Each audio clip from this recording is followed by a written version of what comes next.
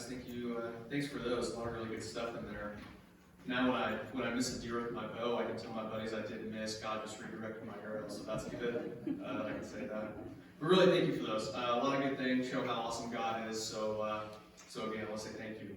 Good morning. I want to welcome everyone out again. First, I want to say if you helped with the chowder, came to the chowder, did any part of it, thank you for that. It was an awesome event. We got everything done just before the rain came, so it was a really good time. They even let me stir a little bit. Dean took the paddle away from me very, very quickly, so I want to say I was doing something wrong. He's just too nice to tell me. You weren't doing nothing wrong. Okay, that's good. Just wanted to kind of ease me into it. That's nice. So I'll try to learn for next time too. But it was really a fun time. So last week we finished up our series on characteristics of Christ, looking at the life of Jesus so we can kind of model that for our own lives, do the same thing there. But today we are not going to start a new series yet. We're going to start one soon. I'm still kind of thinking about it. But today is just going to be a one-week sermon, and one that, I know I say this a lot, but today is especially true, one that the world needs right now. This is a sermon for our country, for our world. I think people really need to hear this sermon. Now, kind of thinking back in my early school life, I remember elementary school, junior high school, all the teachers' classrooms really looked the same. They all had those colorful posters with the motivational words on them. You know the ones I'm talking about, the ones that say, do the right thing when no one's looking. Or be the change that you want to see in the world. But in every one of those classrooms, there was one common poster, and that was the class rules. The class rules. It was usually a list of 10 or so rules that the teacher wanted you to follow. And get this, if you followed them, you were probably going to be successful. I wish I would have figured that out earlier in life, but I did just now. And there are really good rules like, for success, do your homework. Pay attention to the teacher when they're talking, and be respectful to your classmates. But then there are other rules that won't help you for future success, and that are really just downright weird. Take this for example. In Washington State, it's illegal and a felony, you will go to prison, for killing a Bigfoot. For killing a Bigfoot. Okay, now I know this. If it's me and Bigfoot mano a mano, I'm probably going to try to get him before he gets me. So I'd take the jail time. But if you're in Washington, do not kill a Bigfoot. In Reno, Nevada, it's illegal to sit down or lay down on a public sidewalk. I mean, what happens if you just went out for a run and you take a breather, or you just want to watch a nice parade or something like that? That's illegal. Nevada doesn't care. Don't sit on the sidewalks in Nevada. And finally, I saved the biggest one for last. It's the unthinkable. In some nursing homes in Minnesota, bingo playing is only allowed 2 times a week. Yes, 2 times a week. I know, the horror. I mean, what happens when grandma needs her 3rd day of bingo? I wouldn't want to be the person that tells her she can't play. That's tough luck. Tough luck for sure. But in a world with so many rules, right? Some good, some bad, some just really weird. Which ones are we supposed to follow? Which ones are we supposed to follow? Quite frankly, sometimes it can be hard to try and figure out, how do we live this life? We're put here on earth. There's so many rules. How do we live our life? You have some people that say, hey, follow these rules, you're going to be fine, life's going to be great. Then there's people over here that say, no, that person's wrong. Follow these rules, and your life will be great. Then there's that other class of people that say, rules, no, they're just like bones. If you haven't broken a few, you haven't lived yet. Some people say that. And I think that's the number one problem going on in the world right now, in the world today. People are challenging good rules. They're challenging good regulations. They're challenging things that God put into place just for the sake of change. Not because it can do any good, because it won't. Not to better this world, because it won't. But people are changing things just for the sake of change. Just for the sake of change. People don't want discipline. They don't think the freedom they have right now already, they don't think it's good enough. They say, how can I change this? How can I change that? How can I mix this rule with that rule? You see, if people learn to follow rules and have values like they used to, this country, this world, would be in a much better place.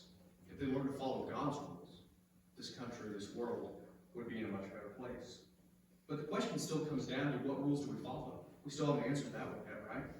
Well, what if I told you the best set of rules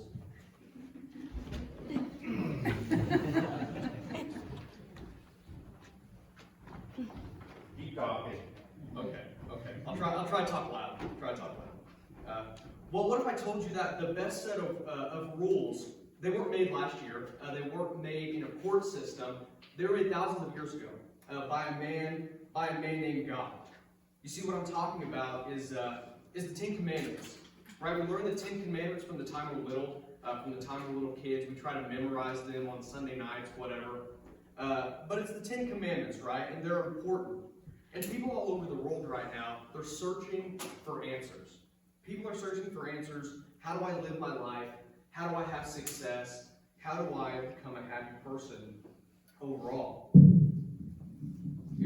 Okay, yes, sir.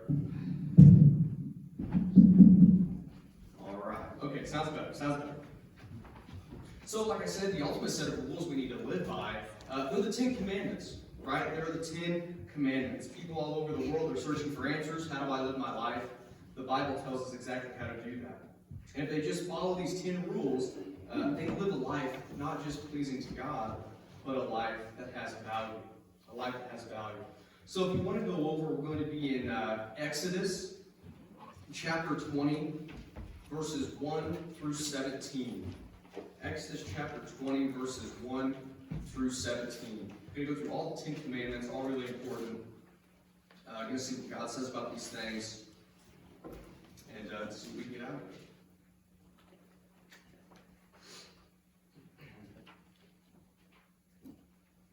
All right, we're going to be here the whole time, so I'll go ahead and read, and you get there while I'm reading.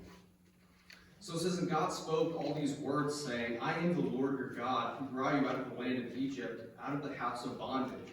You shall have no other gods before me. You shall not make for yourself a carved image, any likeness of anything that is in heaven above, or that is in the earth beneath, or that is in the water under the earth. You shall not bow down to them, nor serve them.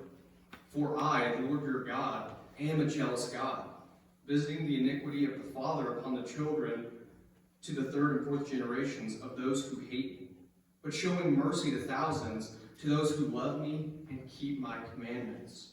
You shall not take the name of the Lord your God in vain, for the Lord will not hold him guiltless who takes his name in vain. Remember the Sabbath day, to keep it holy. 6 days you shall labor and do all your work, but the seventh day is the Sabbath of the Lord your God. In it you shall do no work, you nor your son, nor your daughter, nor your male servant, nor your female servant, nor your cattle, nor your stranger who is within your gates. For in 6 days the Lord made the heavens and the earth, the sea and all that is in them, and rested the seventh day. Therefore the Lord blessed the Sabbath day and hallowed it. Honor your mother and your father, that your days may be long upon the land which the Lord your God is giving you. You shall not murder. You shall not commit adultery. You shall not steal. You shall not bear false witness against your neighbor. You shall not covet your neighbor's house. You shall not covet your neighbor's wife, nor his male servant, nor his female servant, nor his ox, nor his donkey, nor anything that is your neighbor's. That right there, people say it was a long time ago, they shouldn't be followed. I'm telling you, if you could live by those 10 simple rules, you're going to have a life more pleasing to God. You really are. And today we're going to go through each commandment, seeing its significance, seeing why we should still follow them all these years later when people think these shouldn't still be in place. They're not right. What's number 1 say? We should have no other gods we worship besides the one and only God we know who is alive now. And this brings up 2 points, right? First, are you really worshiping God? Are you really worshiping God? Are you spending time with him daily? Are you talking to him daily? Are you making decisions based on what he wants? Are you doing those things? Because worship, it's a pretty strong word. It's more than like, it's more than love. But are you worshiping God? Because God deserves it. So that's the first question you need to be asking yourself. And then the second question is, okay, if you are worshiping God, is there any other gods you're worshiping? Because we know Christianity is not the only religion in the world. It's one of many religions in the world today. We know that God, our God, isn't the only God that gets worshipped in today's world. Look at the Hindu religion, for example. The Hindu religion believes in thousands of gods. They're a polytheistic religion. They think there are thousands of gods in the universe. One for water, one for air, one for fire, and the list goes on and on, all those different gods. And then there are some people who believe, okay, there is a God. He's real, but he wasn't perfect. He hated people. He was this, that, and the other. He didn't have a son named Jesus that died for us. They believe he's a God of hate. Well, let me tell you what I think of the God that I worship and the God that I hope you worship too. I believe my God is the only one out there and the only one that will ever be out there. I believe he's perfect, has never made a mistake, and I'll go on the record to say he never will make a mistake. I believe he's up there above us, controlling everything down here with us. I believe he had a son named Jesus that lived a perfect life that was very difficult, that ended with a death on the cross, so that we could even have a chance to get right with him again. And I believe if we live our life for him, in the end, I don't care what happens here, because we're going to be victorious. I hope you believe that too. It's encouraging to put your life in a different perspective. I pray that you believe that very strongly. Next, we see we shouldn't make any idols, right? We know that, and a lot of the time people think, well, an idol, that's a person. No, a lot of the time an idol, it's not a person. It's not. Idols can be our jobs. Idols can be our hobbies. Idols can be so many other things. If you're letting anything in this life compromise your relationship with God, that is an idol, and it needs to be dealt with. And in the end, it's really just in order of getting your priorities in check. I talk about that a lot, but I think it's true. And I'm not the best at it sometimes. But we have to get our priorities in check. And I'm not saying that all our priorities have to be the same, because they're not. You know, the ones out here that have kids, your kids are probably your number one priority. I don't have kids yet, so that can't be my priority. They don't have to be the same, but I'm telling you what needs to be one on everybody's list is your relationship with God. Put that above anything else, and you're setting yourself up for success. And that's a promise, not because I say it, but because the Bible says it. So put God number one on your list. Because when we make idols before God, it shows how little we actually know about God. If you're putting TV, hunting, cooking, whatever habit or thing that you do in front of God because it gives you more joy, talk to God about it, because that's a problem. Because if you aren't getting joy from God, if you aren't getting joy from having a personal one-on-one relationship with the man that made everything that you see in the world, if you're not joyful for that, that's a problem. And it needs to be fixed. Knock down other idols, get your priorities in check, and figure out who God really is. Because when you do that, you're going to want to put him number one in everything that you do. Next, we see that we shouldn't take God's name in vain. And this is true, and we see it a lot now. You know, I have a lot of buddies of mine that do this, and I've done it myself sometimes. I'm sure a lot of people have. It's what happens when we get talking and our mouth moves before our brain kind of thinks. Because when it comes down to it, it's a respect thing, right? It's a respect thing. And this doesn't stop with saying God's name in vain. It can be applied to all the other, bad language that gets used in today's time. Because if there's one thing that people want to hold on to more than anything else, it's how they talk. It's their choice of words, how they convey something to somebody else. And you'll see people using bad language and saying, well, it's my right to say this. I can say this, and that's true. I'm not denying that. I believe in the Constitution, First Amendment, freedom of speech, all that stuff. I agree. But just because you can do something doesn't mean it's right. That's a lesson people need to learn in itself. Just because you can do something under law doesn't mean that it's right. Doesn't mean that it's good. Just because something gets put into law doesn't mean it's right. Doesn't mean it's good. And we're seeing that a lot right now. People can say whatever they want most of the time. I'm a fan of free speech. I think it's important to have. I think it's important because we'd be under a dictatorship if we couldn't have it. But just because you can do something doesn't mean you should. And I think language is a really good litmus test to see where you're at personally in your relationship with God. I've heard a lot of pastors say this. The first time I heard this, I was actually at Samaria, my home church, before I started preaching, and the pastor said, the first thing that changes when you truly become saved is your language. And I agree. I really do, because I've seen this in my own life. I really do. Stop using God's name in vain. Stop using bad language altogether so that you can show Christ to others better. If I'm telling somebody to come to church or asking them to, then I list off, cuss word after cuss word after cuss word. That's probably not going to make a good impression, right? We need to start using good language, show Christ to other people better. And remember, just because something is something you can do doesn't make it right. Remember that. Next, we see that we need to remember the Sabbath day and keep it holy. This one right here may be the most important right now in today's world. Because, just to be honest, people don't come to church the way they used to. They don't. It's just not a, what's the right word? It's just not a value that it used to be. I remember when we were here for homecoming and we were watching the videos of the different plays and everything that the church had. And all those, the pews were packed, right? That was an awesome scene. It was awesome to see. How awesome would that be to be in a church packed with people worshiping the same God? That's awesome. That's a really cool thing. I remember when I went to Samaria, and that church, church has good attendance, but I remember my dad and grandpa and grandma telling me stories that you couldn't fit another person in the pews. That's probably like a lot of churches years and years ago. But today that doesn't happen because it's not a value in today's time. I'm only 21, but I've seen a big shift in church attendance towards the negative end just in my lifetime, just my lifetime alone. There's almost like a big revolution of people saying, well, and again, look at this because it's happening a lot. If you open your eyes and look at it, people are trying to change rules. They're really trying to change rules about Christianity to fit their own standards, and it's wrong when you call people out on it. But it's almost a big revolution of people saying that church isn't necessary, you don't need to be here. We could have a sermon about that in itself. We can talk about that, but I'm going to move on. My question to them is always, why do you not want to be here? Why are you trying to find ways out of church instead of just being here with people and worshiping a God that you say you worship and love in the first place? If you love God, why wouldn't you want to be here? Really, think about that for a second. Why wouldn't you want to give him the love that he deserves? If you love God, you'll want to be here. And then people usually say, okay, show me the Bible where it says I have to come to church. And I can go through, look up different verses and things. But look, and I want you to remember this, the people who constantly try to figure out ways not to come to church are the ones that need to come to church. The people, the ones that are saying, well, you don't have to do this, don't have to do that, those are the ones that need to be here. Now, obviously, with our situation right now, people not wanting to get sick and all this, totally different circumstance, I understand.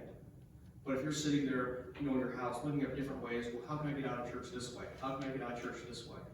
You need to be here. If you have family members like that, they need to be here. And that's another thing in itself. I'm going off on a lot of tangents because I'm, trying to get some stuff off my chest. But people think that disagreeing with somebody is hate. That couldn't be farther from the truth. If you have family members that need Christ and you're scared of disagreeing with them or hurting their feelings, you need to talk to them. And that's just the truth. I went off on a tangent, but I think it needs to be said. So people constantly trying not to be here, they're the ones that need to be here. And where's this start? It starts with the leaders of the home. It starts with the parents. We've seen an attitude from parents recently that say, I don't need to be in church, so why should my kids be in church? Listen, parents, if you're not putting your kids in the pews on Sunday, you're setting them up for spiritual failure. You're setting them up for spiritual failure if you're not putting them here in the pews. Because when do we learn the most? When we're kids. We soak up the most information when we're kids. And I'm not saying kids that are 8, 9, 10, whatever, they're supposed to know everything I'm saying. Sometimes I don't know what I'm saying. They're not supposed to comprehend that yet. But they still hear the stories. And kids learn a lot more than you think they do. Kids have to be in the church, but they can't come just by themselves.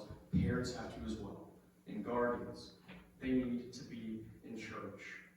Parents, it's on you to get the next generation of churchgoers here in the pews every Sunday. This is where kids learn the gospel. This is where they soak up information. There's no excuse for them not to be here. And I think it's pretty similar, if you want to think about it, to school attendance, right? That makes it a lot easier to talk or to think about. The kids that don't come to school, the kids that pretend they're sick, that don't do their homework, do they get good grades? No. Are they set up for future success? No. The kids that are at school every day, good attendance, doing their homework, studying, do they get better grades? Yes. Are they set up for future success? You bet they are. It's the same thing with church attendance. The ones that are coming to church are going to have a better relationship with God than the ones who don't. Clear cut. Next, we see that we need to honor our mothers and our fathers. Again, a big one now that needs to get taken care of. And for the people who maybe never knew your mother, never knew your father, whatever, it's not saying that just has to be your mother and father, but your guardian, who's in charge of you, who takes care of you. We have to respect them and honor them. Again, it's like this rule that was once familiar to everybody just kind of went out the window for a reason I'm not sure why. Now, when I go to the store, I see a kid misbehave, and instead of a parent disciplining them, they hand them a screen of some sort to distract them. That's not going to set them up for future success. Again, it seems like the problems of the world today come back to a lack of basic respect for ourselves and for others. There's a great phrase that I heard before. It states, to give respect, one first has to give respect. When you don't honor your mother, when you don't honor your father, you're breaking down a very important relationship that needs to be there. A child needs a mother. A child needs their father. There's so much research that says a child develops best when a mother and, I said and, not or, and a father is present. There are groups of people that say the family dynamic, no, that's just a social construct. It doesn't really mean anything. It means something. It means a lot. It means a child's future success is what it means. Well, right now there are a lot of kids not honoring their mothers, not honoring their fathers, and how's that been working out the past few months? Kids that are 18, 19, 20, my age, the ones that didn't honor their mother, didn't honor their father, they're the ones on the news right now. They're the ones burning stuff down. They're the ones looting this, looting that. People say, oh, it doesn't really matter if you respect your parents. Look on the news and figure that out for yourself. It matters, and it matters a lot. Next we see, we shall not murder. And obviously we know this. We would say murder is wrong.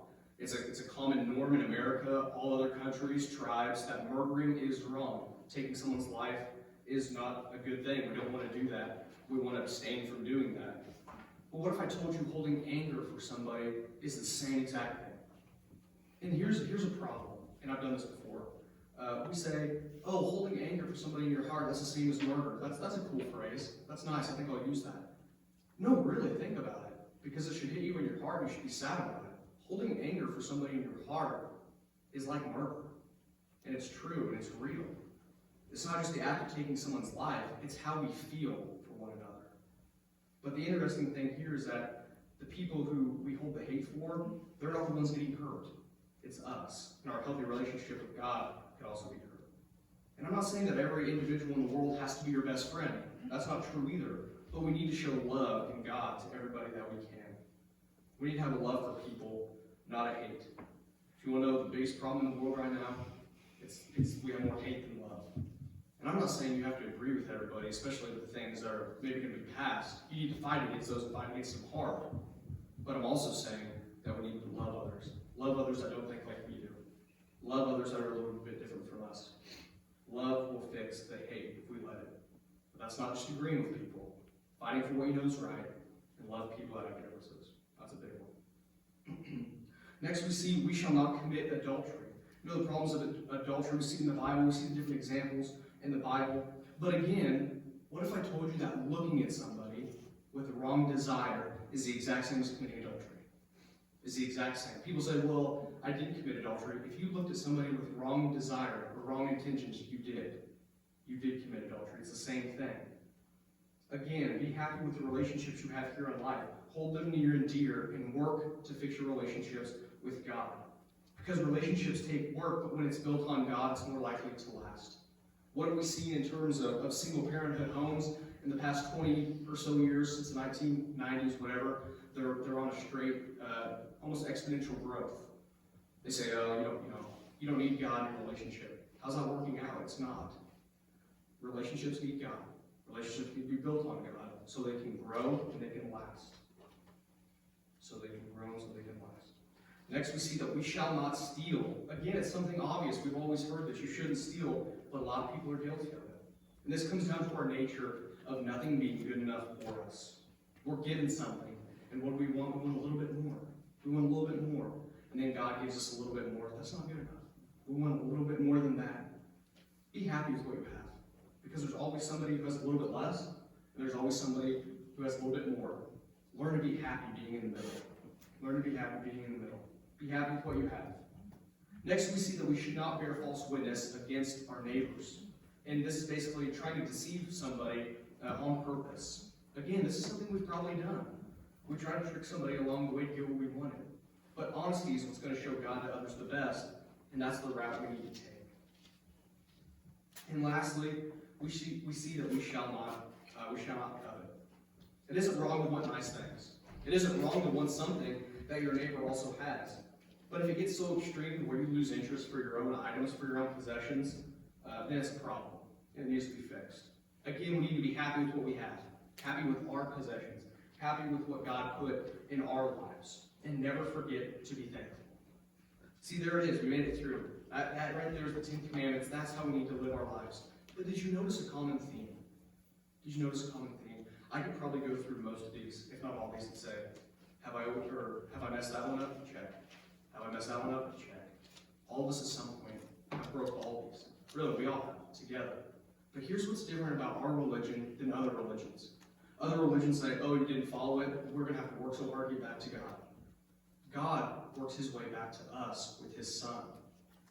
All we have to do is accept it and work hard to live. We don't have to, we should want to follow all these, and we should work hard to, but the second we break them, we don't have to do, 50 certain things or whatever to get back to God. He's coming back to us. We need to be thankful for that. We need to be thankful that his Son died for us so that when we break these, if we apologize and really mean it, it doesn't matter. That God still loves us. In a day where there's so many ways to live a life, there's one question that still remains here. How are you going to live yours? You can live a life by rules set by God. You can live a life by rules set by somebody else, set by yourself. You can live a life of no rules. No one's going to make you. That's what America is. We can do whatever we want, really. One's going to give you a life of pleasing God, and one's going to leave you asking for a lot more. I beg you to choose wisely, because the choice is always yours. Pray with me. God, we're happy to be in your house today. Happy to know how to live our lives. We have, number one above all is love your Son, love you, and love others, but we have a list of other things we need to do as well.